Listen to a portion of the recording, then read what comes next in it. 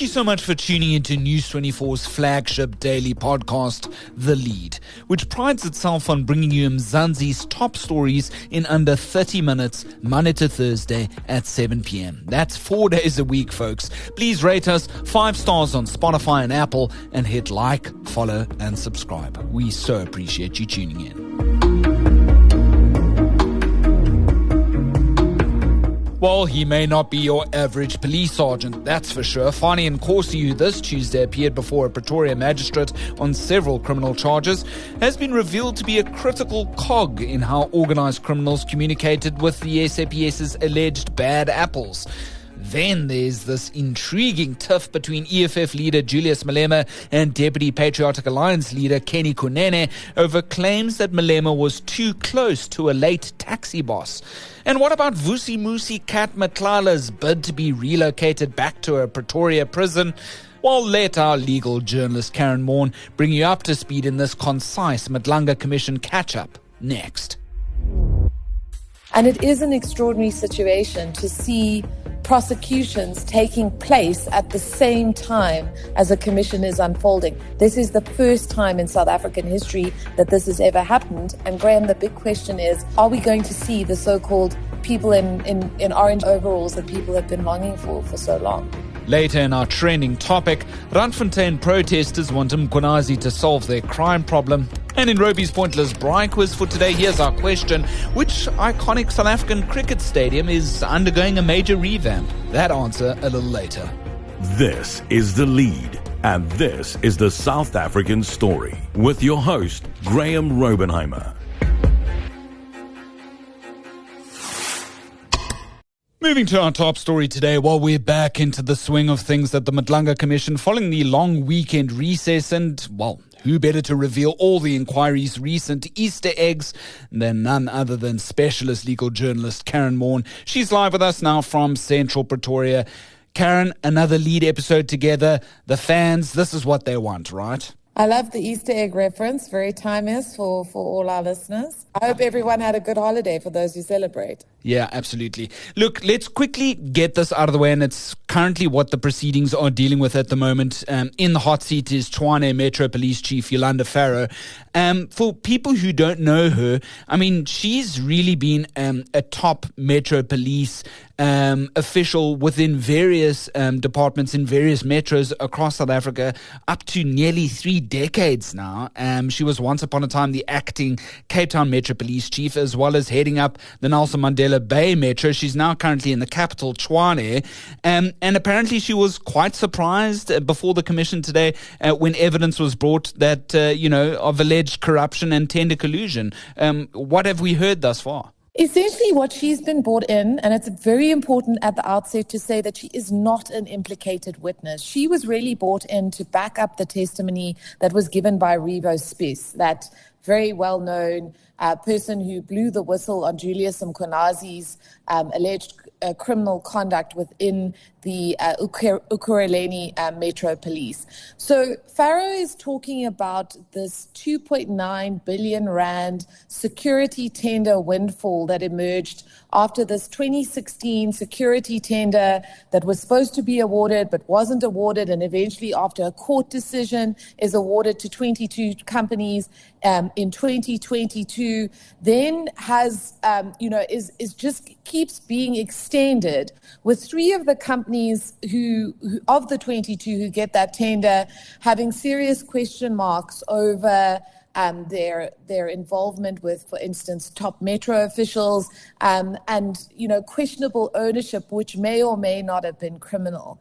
And she's really talking about that. And Vusimusi revealed that in relation to this attempt to get ad hoc security services, which were really security services that were provided on the fly, and where there seems to have been a huge amount of abuse by the companies, or potentially by these metro officials that were embroiled in all of this. And we know about this evidence that Fannie Nkosi, who was appearing in court, I think today, and we'll talk about that later on, that he was communicating with the Tshwane CFO, Gareth Mnisi, and the Deputy Commissioner of the TMPD, Umarshid Lamini, about this tender and the various nefarious attempts to have it extended, etc., etc. It's in relation to that she said all of this information came to her through Madlanga, but she pulled the plug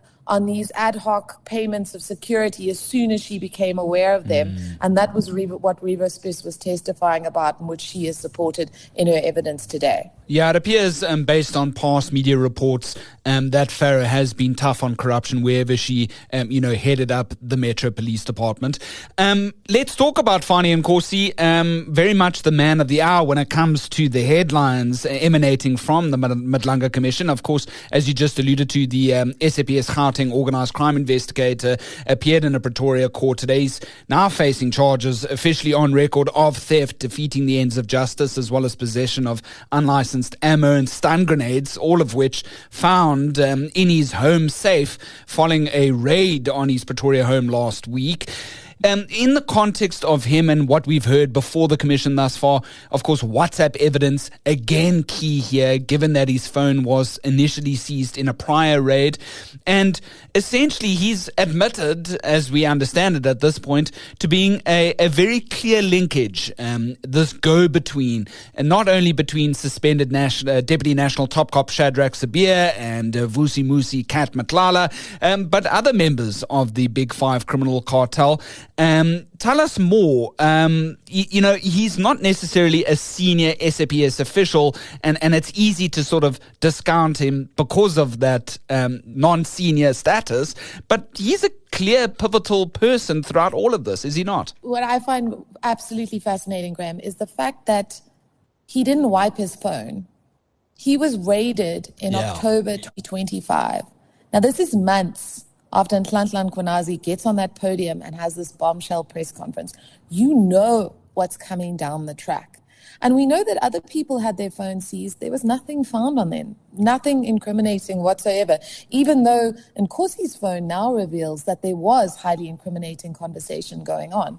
So either he's completely inept, which is possible, or he wanted, as was suggested to him during his evidence, I think it was by the commission chairperson, Madlanga actually said there was a suggestion, or it might have been Matthew Chaskelson, that perhaps it was Chaskelson, who says to him, I think you kept this material on your phone because you wanted to make sure that Shadrach Sabir knew that you had evidence of what you'd done on his behalf. That was a direct thing.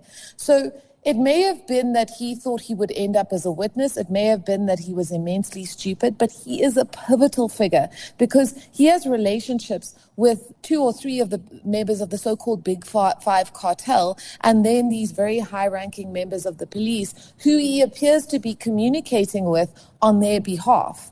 So he is either the most perfect 204 witness or potentially someone who will do a plea and sentence agreement to turn against some of those other people, or he is going to be a pivotal accused in a case. But it's not just about him. It's about the people that he connects to and his relationships with them, and how exactly he ended up in the police force in this very low-ranking position where he was able to access so much information and provide it then to these very powerful alleged underworld figures or people who, at best, should never have had access to that information. Perhaps it was all sort of orchestrated in an attempt to fly below the radar.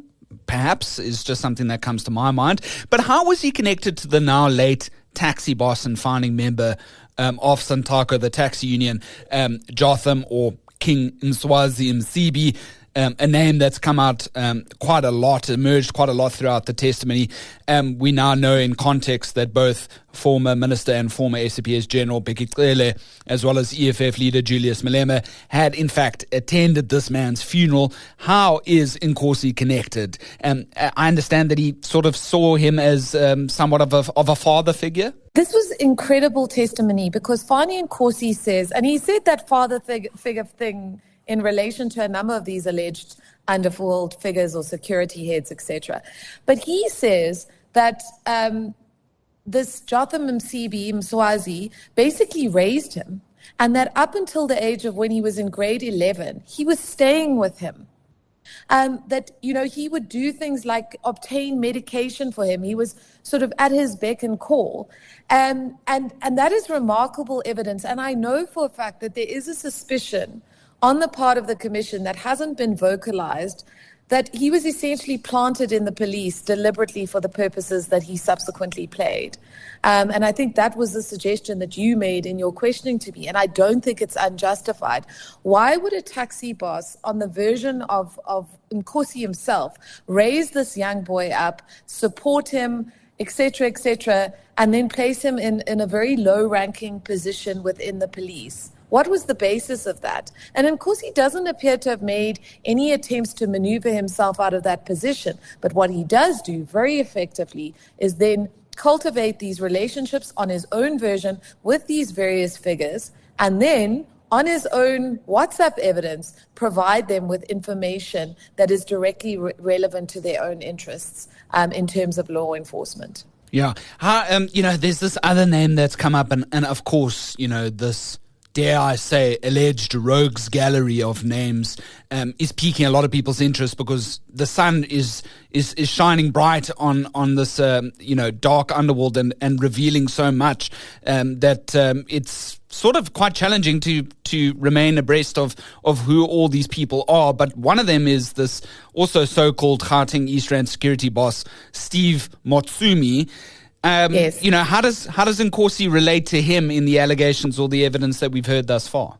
Well, he, of course, was a conduit between Motsumi and Shadrach Sabia. And why Motsumi is so interesting is because we know very little about him. No one has a picture of him as far as I can see. He's described as a so-called East Rand security boss, but his name was so terrifying to the Hawks head in KwaZulu-Natal, the Setja Senona, that he did not want to mention that name when he said wanted to refer to the so-called threatening message that had been sent to him by Nhlanhla Mkhwanazi in November 2025 in relation to, when Cap Matlala went before the ad hoc committee and said, no, he had met with Mkhwanazi with Senona.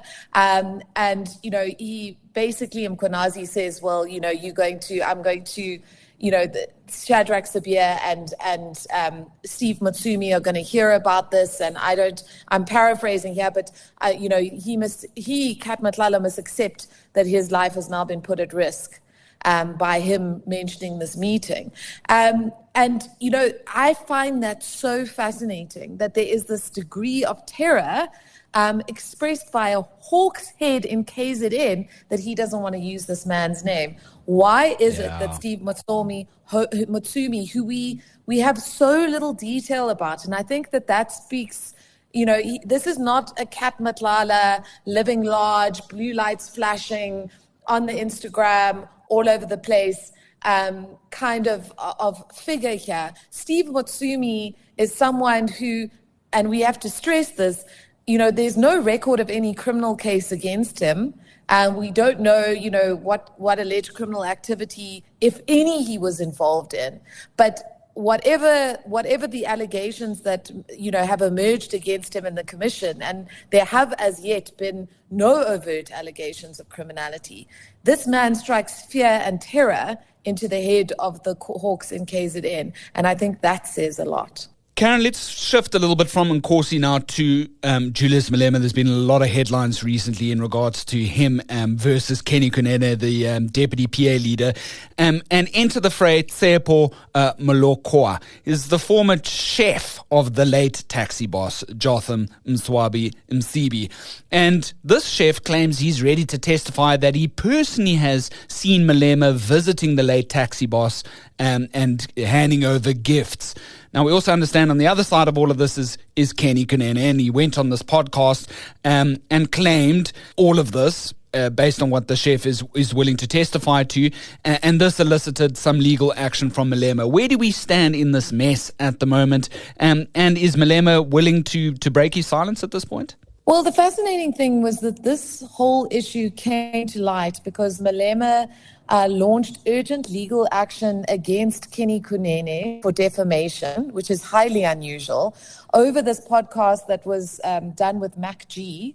In February, I think it was the 19th of February, and basically sought, urgent relief from the court over a number of allegations, including, him calling Malema a boy and saying that he was, wanted to be Michael Jackson because he wanted to be white, and essentially lived in Adriano Mazzotti, the self-confessed cigarette smuggler's backyard, that he wanted to pursue that litigation and get urgent relief. And of course, Kunene then hits back with saying, I actually have a defense on this because I have these witnesses, and here they are. And of course, there's witness A, who says himself that he paid protection money to Jotham Mswazi, who, we had this relationship with Fannie Nkosi, and is regarded as the so-called Big Five cartel leader, though he was never charged in that regard in the duration of his life. He obviously passed away in January 2024. And Malema's original course of action was to say that essentially by saying in this podcast that he would go to Msibi's house at midnight or 2 o'clock in the morning whenever Msibi called him, that Kunene was trying to imply that he was sort of at the command and service of the taxi boss, who Julius Malema acknowledged was now implicated in various criminal activities. But Malema did not disclose to the court at that particular juncture that he did have a relationship with Msibi that he has now admitted to, amongst others, on 702, saying that he'd gone to his traditional wedding, he's gone to his white wedding, he had visited his farm, and that, he had spoken at his funeral, and in particular in relation to these late night conversations that these two men had. So, Malema does not appear to be pursuing this as an urgent application. It was originally supposed to be heard on the 14th of April. That doesn't look like it's going to happen. And there is now this attempt belatedly to suffuse another urgent, well, not another urgent, but another defamation case that he'd launched against Kunene in relation to certain other statements that he'd made about Mazzotti and various other things, and get that heard at a much later date. So I find this quite fascinating, and I find it fascinating, Graham, that, while his lawyers have fixated on the fact that they say they don't know who witness A is, though we understand the court does, and they say there's no evidence that the chef is in fact the chef and actually worked for MCB, that there hasn't been an affidavit filed in a matter of such grave public importance to immediately refute those allegations as wholly untrue, which one would imagine there would be if you knew for a fact that they were not. Not to say that we have any evidence that supports either side on this, but just as a matter of legal strategy in the political environment in which we find ourselves, I think that it is somewhat interesting to me that Malema hasn't come out guns blazing and immediately condemned those allegations as completely false and taken this matter to court on the 14th of April on an urgent basis as he originally wanted to. Yeah, jeepers, April's really got so many court dates to remember now, Karyn. And, the big question comes up for me is like, what's the motive for the chef to want to do this in any case?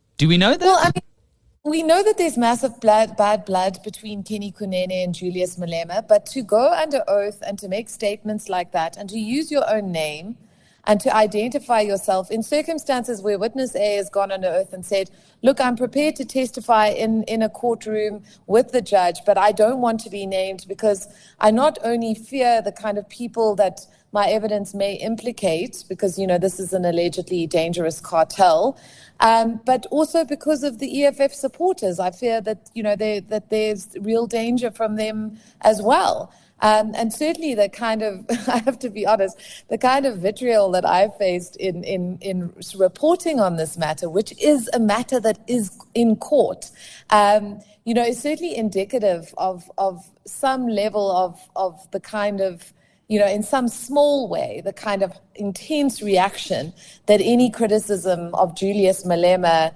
inevitably, specifically in the social media space, is visited with. So I find it very interesting that this individual would allow himself to be named and would make those statements under oath in circumstances where, if he is proven to be lying, he faces charges, potential perjury charges from Malema, and we know very well that he would pursue that if he could. Yeah, very, very interesting. Let's end off here. I mean, one of the central figures throughout all of this, of course, Vusimusi Cat Matlala, the latest from Bernadette Wicks, our court and crime journalist, is that Matlala's fraud and corruption court case, of course, at this point we know, is in relation to the now cancelled SAPS health services tender worth multi-millions, and separate from the several counts of attempted murder that Matlala faces in a separate matter. Matlala did not physically appear in Pretoria for this appearance today. But it was established that Madlanga Commission officials did meet with him behind bars last month to get further evidence here. We, of course, know that the cat wants to be moved back to the Kgosi Mampuru II Correctional Services Facility in central Pretoria because he's currently in KwaZulu-Natal and Supermax, and, of course, the to and fro, and his legal team has been complaining about not having enough face-to-face time with him in order for them to build the defense. That's been an ongoing thing, and that case has now been shifted again to later April. I think it's the 20th of April, and then the following day, Karyn, Fannie Nkosi, the current National Police Commissioner, is due to have his first court appearance. A lot of it coming down to bear now. As they say in Afrikaans, die poppe is besig om te dans op die oomblik. So 2 points here.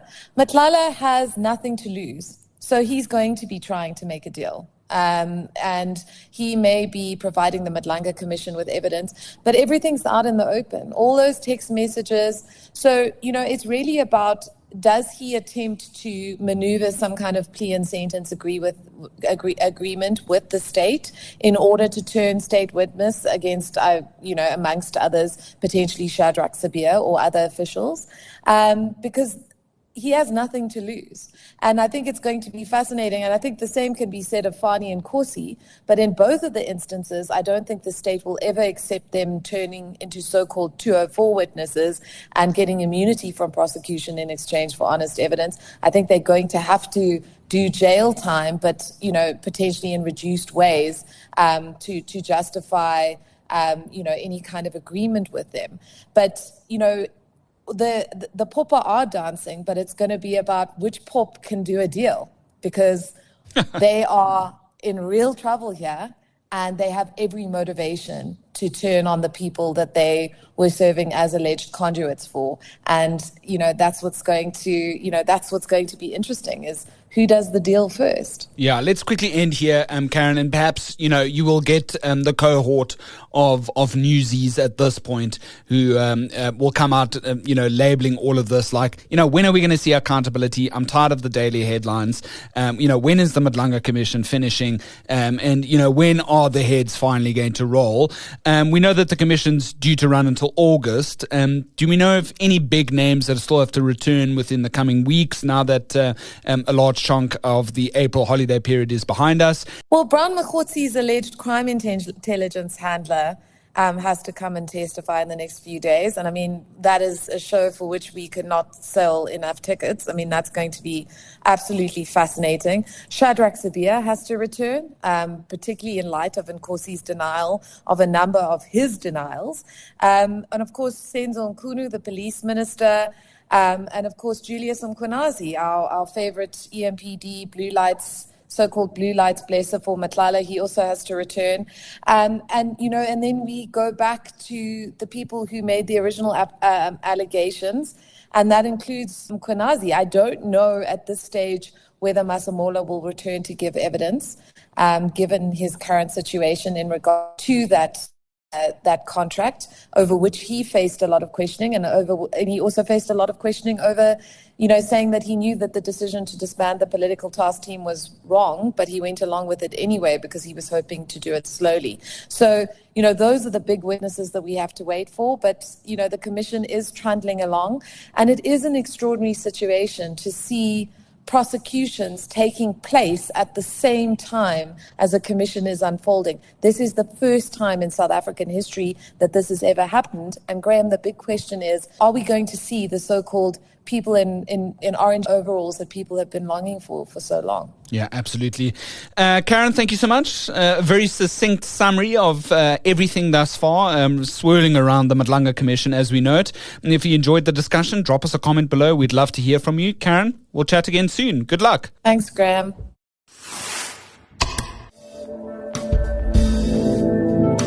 Trending topic. Shifting gears to our trending topic, and it's an interesting trend that's emerged since his bombshell press conference last year. But more people struggling with our country's crime problem appear to be calling for intervention from KwaZulu-Natal Police Commissioner Nhlanhla Mkhwanazi. Like the residents of Randfontein who marched on Mohlakeng police station this Tuesday, demanding that Mkhwanazi assist in clamping down on that region's illegal miners, or so-called zamazamas. Local community leaders have raised the alarm on Zamazama's proximity to their suburbs, arguing that the army should be permanently deployed in the area. The Mohlakeng locals, according to our seasoned reporter Ntwahai Saleka, claim children as young as 12 there have fallen victim to drug abuse as gangsterism takes root. Gauteng police have acknowledged concerns too that only a single van reportedly patrols the township, with a satellite police station there still in its quote-unquote teething stages. Got anything to add to this trending topic? Drop us a comment below. And finally, Ending off now with On This Day in SA History, courtesy the SA History Online Database. Well, did you know on this very day, the 7th of April 1988, retired Constitutional Court Justice, then an ANC activist, Albert "Albie" Sachs, was seriously wounded in a car bomb attack in Maputo. Both the ANC and the Mozambican state immediately blamed the apartheid regime's security officials from Pretoria for perpetrating the bombing. Sachs lost an arm and vision in his right eye. Still, he returned to South Africa in the early 1990s, closely assisting in efforts to shift to democratic rule before being appointed to the very first ever Concourt Bar of Justices.